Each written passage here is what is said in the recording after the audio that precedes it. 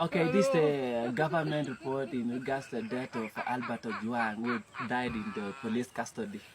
Kulingana na report tulipata hapa, Albert Ojwang died, alikufa kulingana na venye alijigongesha kwa ukuta.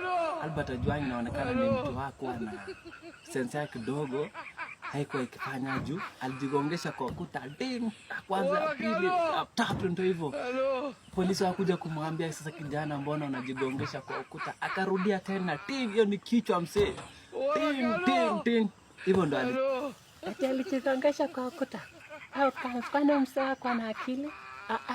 Hata anatupima aje? Kama unaonaje? Hata anatupima.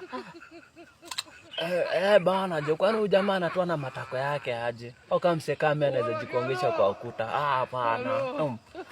Hiyo hapana bana. Aje. But as a government, we'll keep on updating you on every move we are going to make. We'll want to make sure that every Kenyan, every citizen is safe wherever he is. So, sawa. At least hiyo ndo report mmepata. Update kitu gani? Update kitu gani? Mimi bora jamaa. Bora. Road.